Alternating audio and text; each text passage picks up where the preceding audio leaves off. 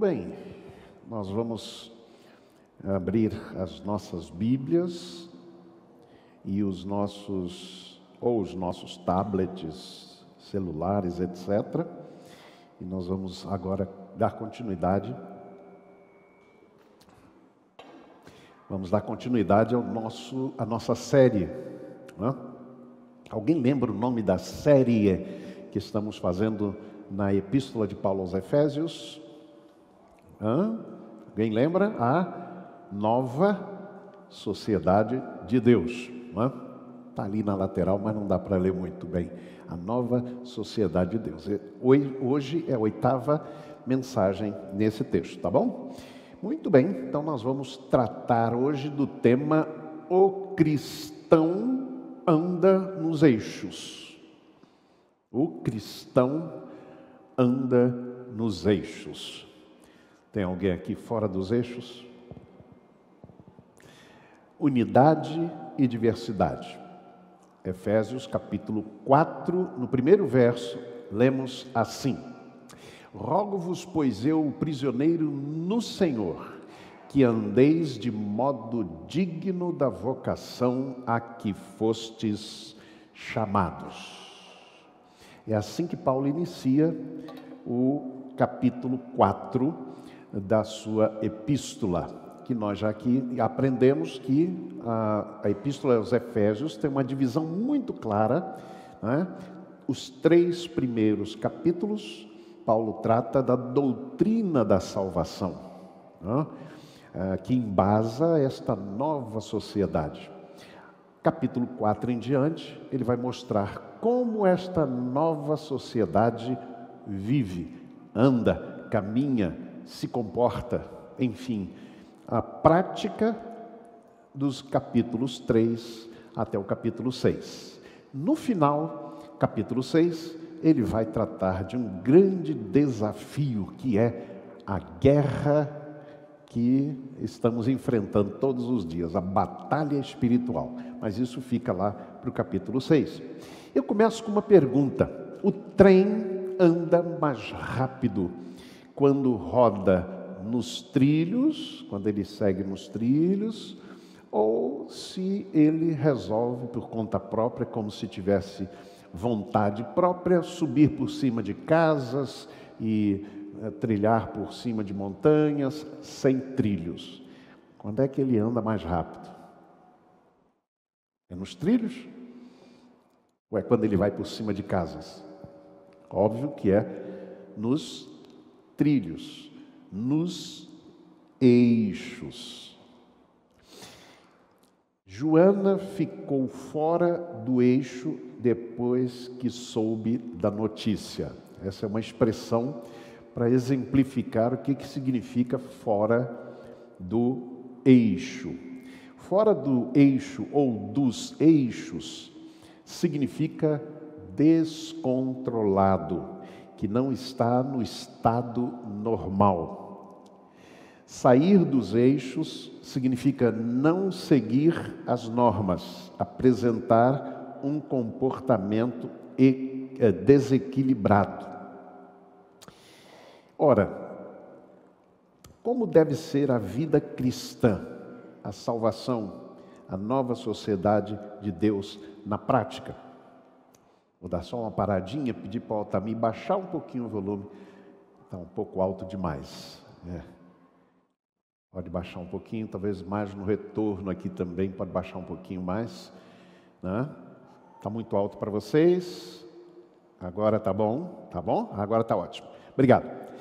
Então, como é que deve ser a vida cristã na prática? Sabe o que Paulo diz aí neste verso primeiro, quando ele diz: Rogo-vos que andeis de modo digno da vocação com que fostes chamados?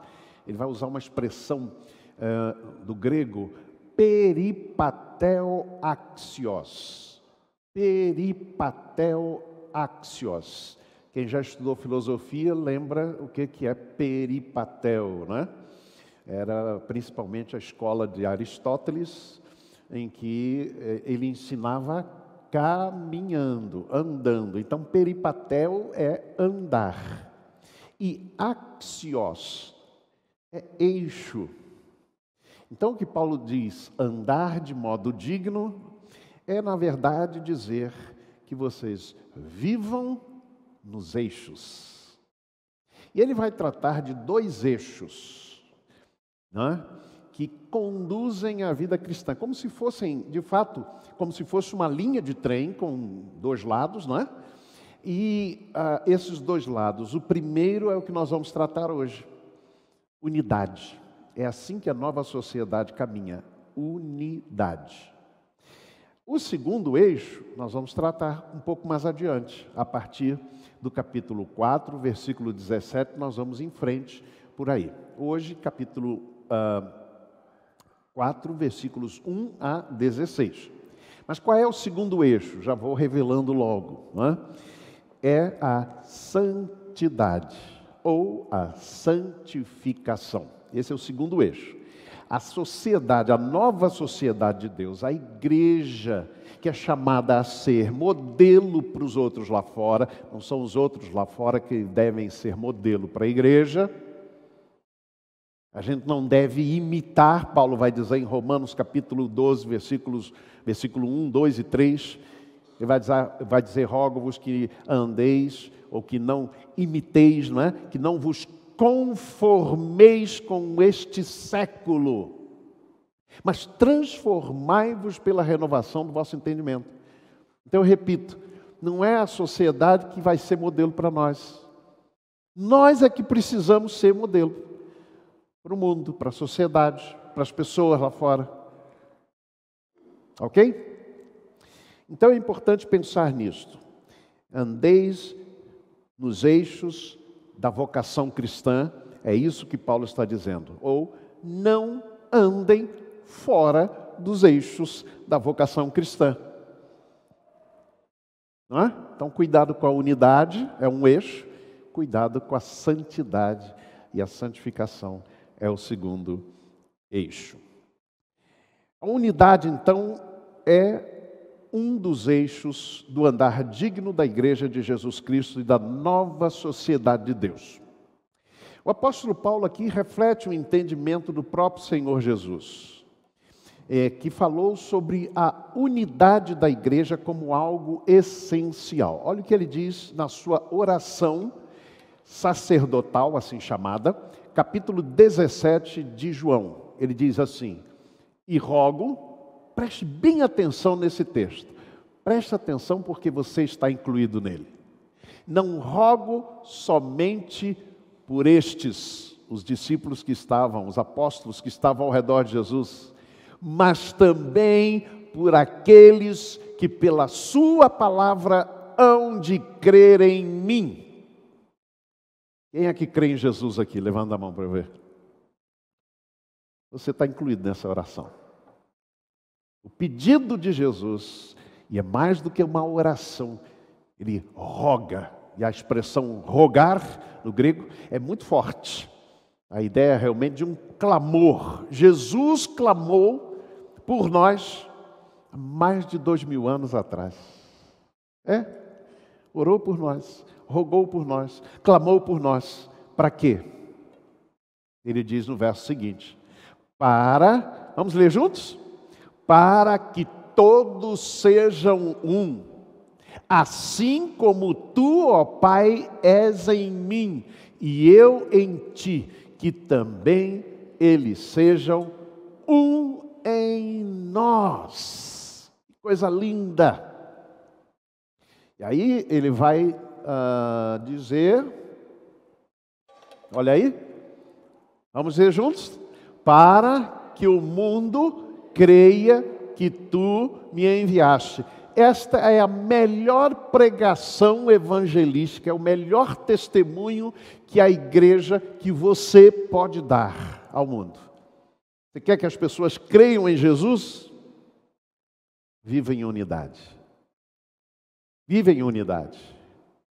Então é importante a gente perceber como para Jesus isso era fundamental.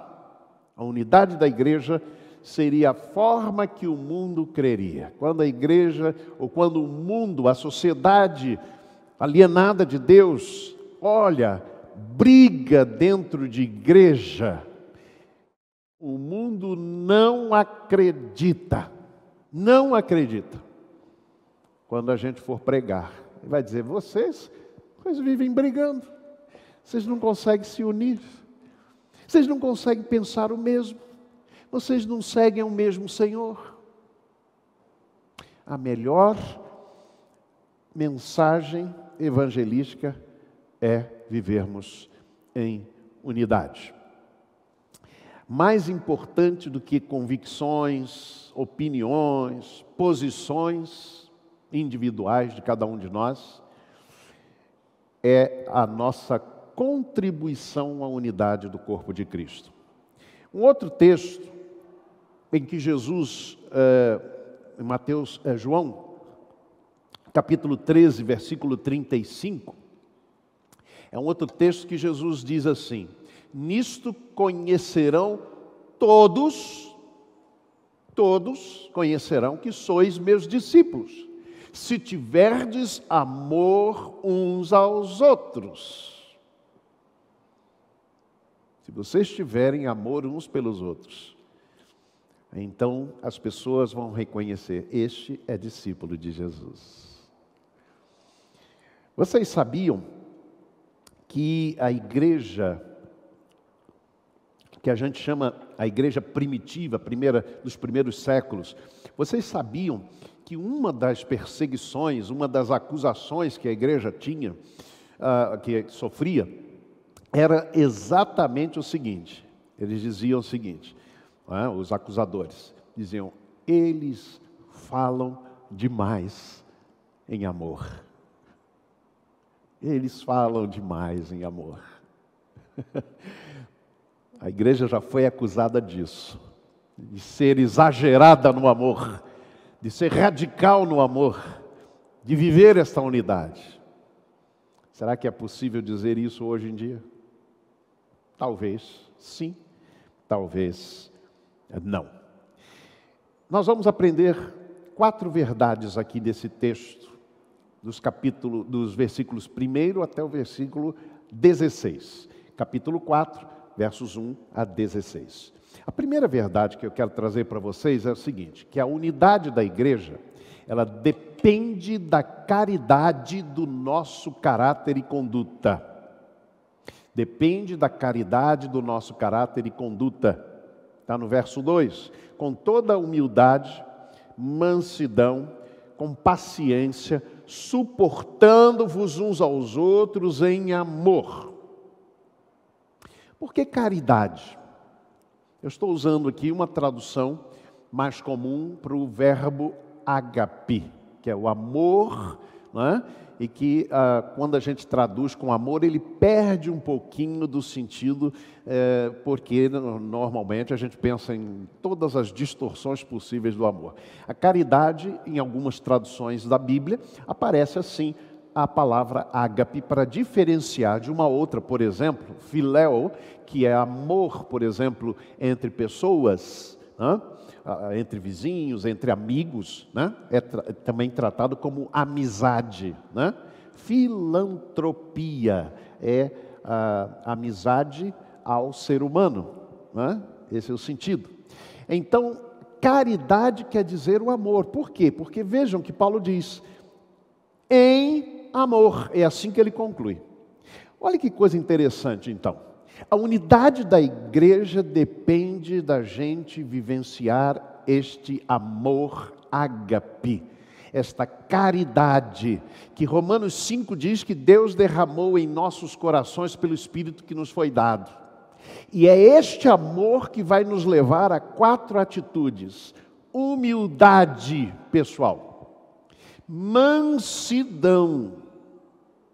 Você é crente de pavio curto? Não precisa me responder. Precisa aumentar o pavio, tá bom? Porque a marca dessa nova sociedade é mansidão. Eu sei que eu tenho no correr dos anos aprendido muito sobre mansidão. Não é fácil, mas é a vida normal do cristão. O que mais? paciência e apoio. Ah, pastor, mas aí diz, suportando-vos uns aos outros em amor. Pastor, significa que eu tenho que suportar irmão fulano de tal? Mesmo que eu não goste, eu tenho que suportar ele? Hã? É isso que diz? Suportar no português quer dizer transigir com, condescender, contemporaneizar com, sofrer, tolerar. Tolerar. Significa que o amor de Deus derramado no meu coração me faz tolerar tudo que vier do outro. Ocorre que suportar na Bíblia não tem esse sentido. A palavra suportar, anexomai, do grego, significa levantar. Levantando-vos uns aos outros no temor de Cristo. Significa manter ereto, firme. Significa sustentar. Significa carregar. Significa suportar, mas nesse sentido, dar suporte. É isso que significa. O que Paulo está dizendo aqui é que este amor de Deus derramado em nosso coração, na nova sociedade de Deus, na igreja do Senhor, ele é capaz de dar suporte quando a gente vê alguém caindo, alguém com dificuldades, alguém com lutas, a gente vai dando o suporte necessário para que caminhemos juntos como igreja do Senhor. É assim que a unidade vai sendo fortalecida por cada um de nós.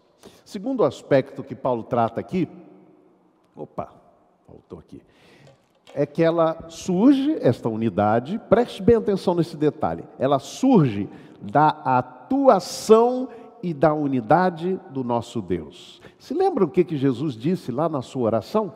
Ele disse, como tu, ó Pai, és em mim e eu em ti, que eles também sejam um.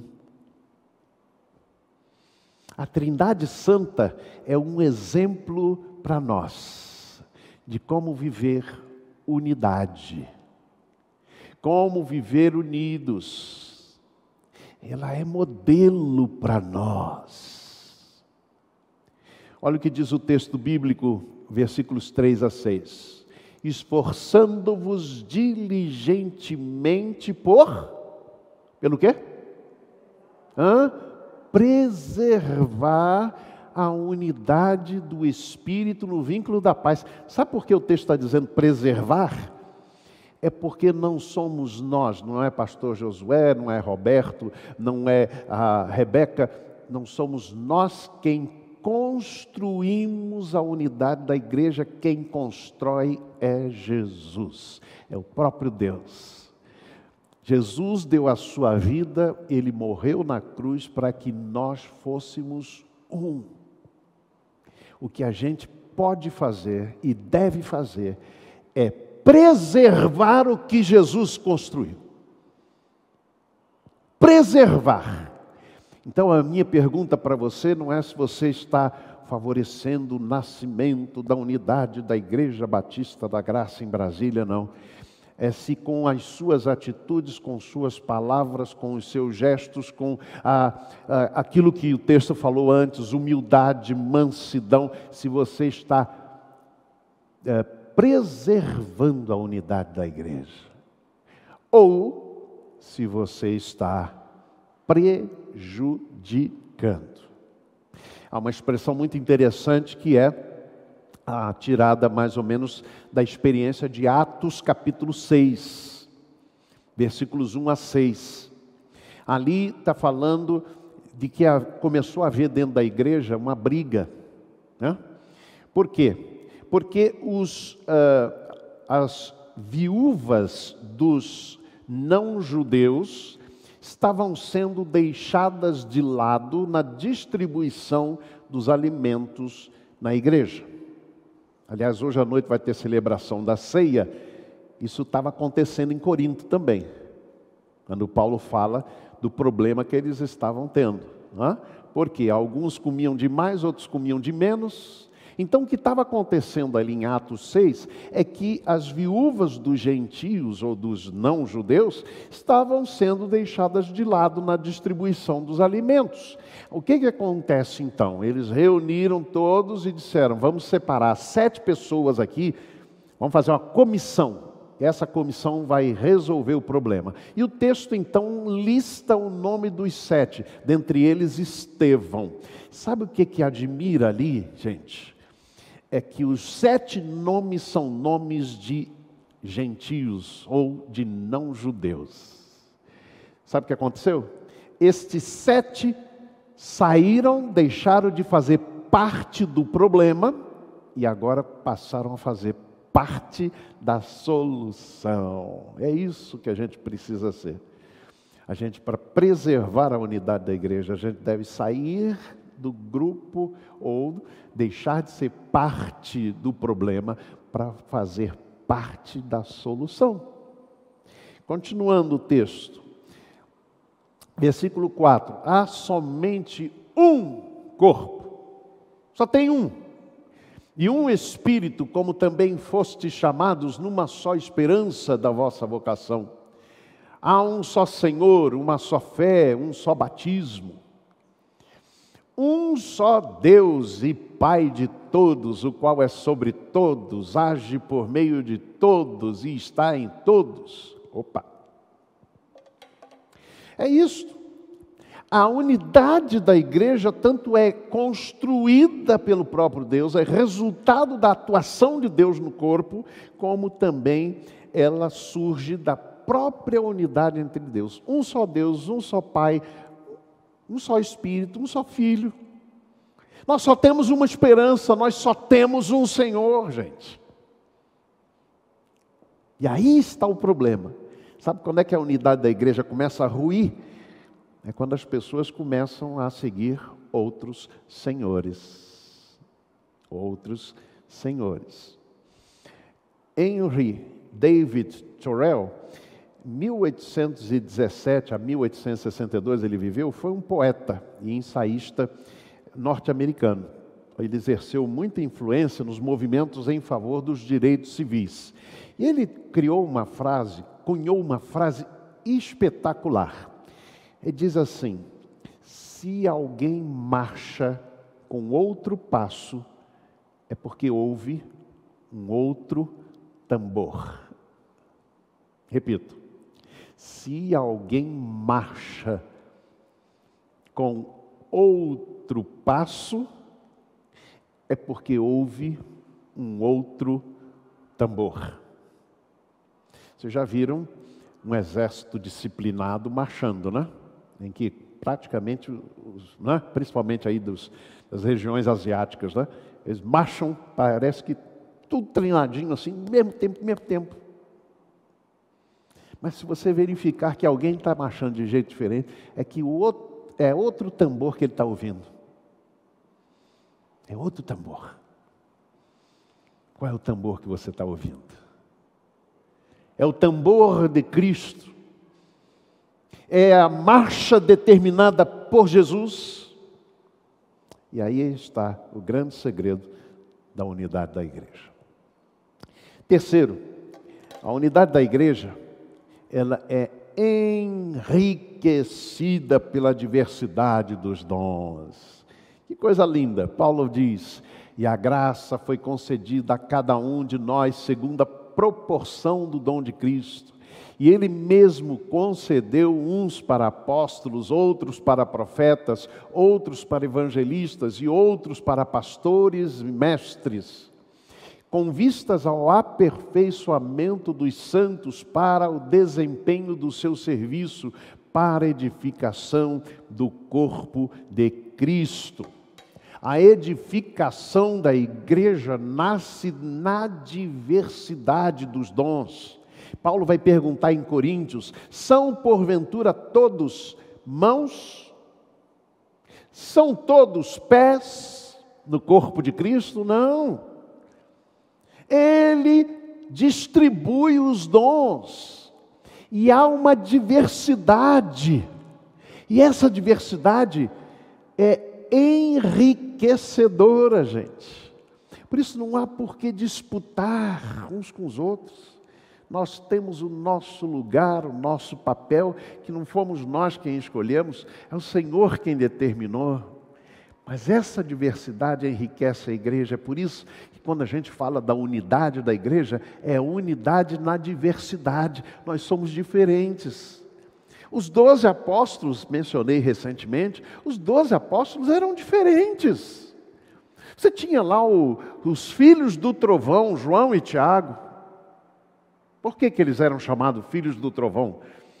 Não, porque eles eram um pouquinho mais bombando, né? Você tinha lá o Zelote, Simão o Zelote.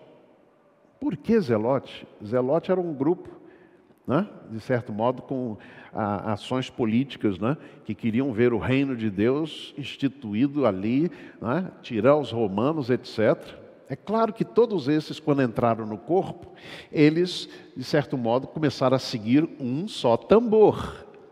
Mas é verdade também que eles conservaram, obviamente, um pouco do seu temperamento distinto. Eram 12, mas constituíram a igreja, né? Vamos dizer os 11 pelo menos, né? Teve um que foi tirado fora.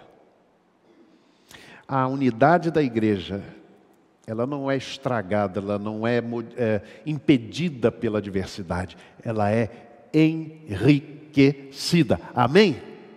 Amém mesmo? Pense sobre isso.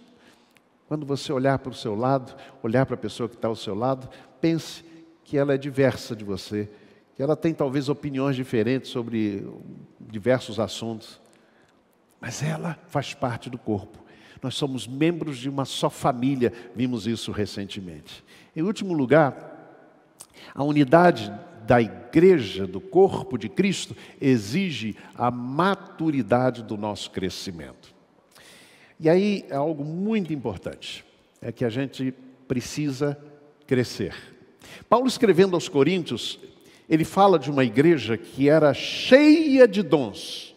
Não sei se vocês já viram isso lá em 1 Coríntios capítulo 1, versículo 7. Sabe o que Paulo diz ali?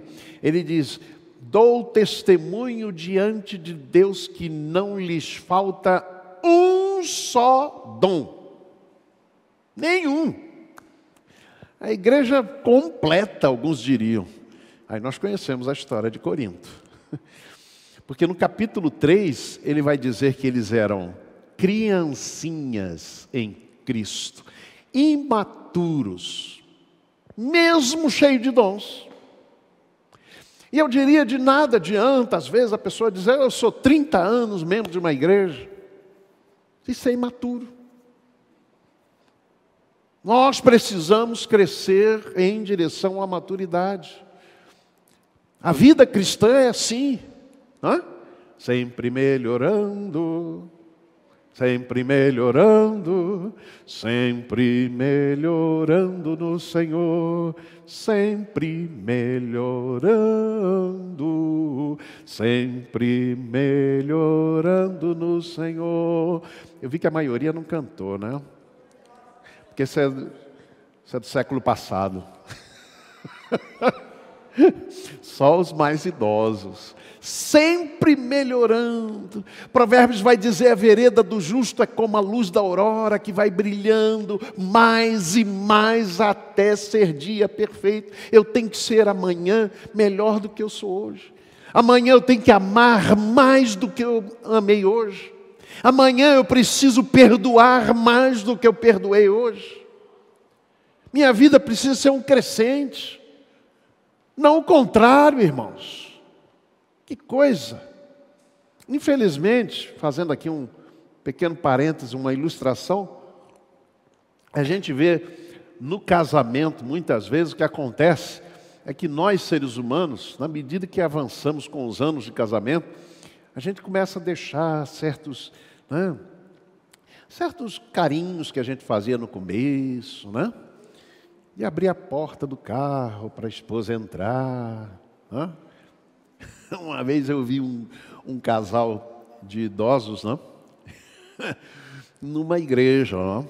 Saindo da igreja, né? E o marido entrou rapidamente no carro, abriu a porta lá assim por dentro, né? Destravou a porta. E a esposa, quando foi pegar, ele já arrancou o carro. Quase derrubada. Bem velhinhos, né? Aí eu falei, negócio é bruto. Não? Mulheres, quando vocês receberam pela última vez uma flor de surpresa do marido? Fala para mim aí. Fala não, é melhor não falar. Sempre melhorando, não o contrário, gente. Olha o que diz o texto. Até que todos cheguemos à unidade da fé, do pleno conhecimento do Filho de Deus, a perfeita varonilidade, a medida da estatura da plenitude de Cristo. Esse é o nosso alvo. Até que... esse já foi. A perfeita varonilidade, a plenitude de Cristo. Eu repeti. Para que não mais sejamos como meninos agitados de um lado para outro e levados ao redor por todo vento de doutrina, pela artimanha dos homens, pela astúcia com que induzem ao erro. Olha aí. A unidade da igreja não é construída em cima de percepções humanas. Os seres humanos, os homens, são assim, ó. Artimanhas, astúcia para induzir ao erro. Mas seguindo a verdade em amor, cresçamos em tudo naquele que é a cabeça, Cristo, de quem todo o corpo bem ajustado, consolidado pelo auxílio de toda a junta, segundo a justa cooperação de cada parte, efetua o seu próprio aumento para a edificação desse mesmo em amor. É assim que a igreja cresce em direção à maturidade. Nós somos chamados para crescer para a maturidade. Agora preste atenção num detalhe. Como é que ela cresce para a maturidade? John Stott diz o seguinte. Vocês viram aí o texto. Antes, seguindo a verdade em amor. Esses dois princípios, eixos, precisam estar presentes aqui. Para a igreja crescer para a maturidade e em unidade. Esses dois eixos, tá? Verdade e amor. A verdade se torna ríspida se não for equilibrada pelo amor. O amor torna-se frouxidão se não for fortalecido pela verdade. Tem alguns que vão dizer, não, é a verdade. E aí se tornam duros com os outros, pouco tolerantes, não querem mais dar suporte aos outros. Não, eu sigo a verdade, não interessa aqui quem eu vou machucar.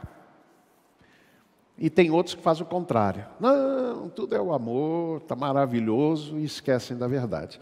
Paulo diz, antes, seguindo a verdade em amor, cresçamos em tudo. Em 2016 surgiu um filme chamado Passageiros. Um filme de ficção romântica, muito interessante. Um navio, uma nave chamada Avalon, transporta mais de 5 mil passageiros em direção a um planeta chamado Homestead 2. Este planeta seria o lugar onde eles começariam de novo uma nova vida, né? Tendo em vista a degradação do planeta Terra. Só que a viagem demora 120 anos. 30 anos depois, esta nave, os passageiros estão, obviamente, em hibernação. Não envelhecem, né? Estão lá dormindo. Inclusive a tripulação. A nave vai sozinha.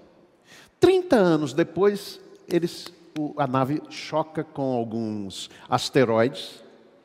Um asteroide penetra por dentro de uma parte importante da nave.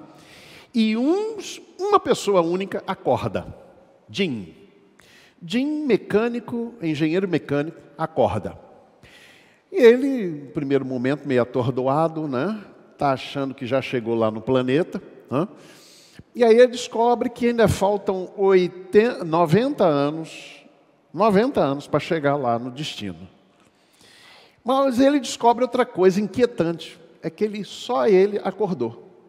Aqueles 5.000 lá, estão lá sozinhos. E ele então começa a viver ali sozinho, tem comida suficiente, tem diversão, tem piscina, tem não sei o quê, mas está sozinho. Está sozinho. Hã? E aí a gente lembra aqui de Adão, né? Planejava sozinho, pensava sozinho, decidia sozinho, fazia tudo sozinho. Uma maravilha, né? Não. Ele começa a sentir falta de alguém, de uma companhia, de alguém que lhe ajude, de alguém que seja companheiro.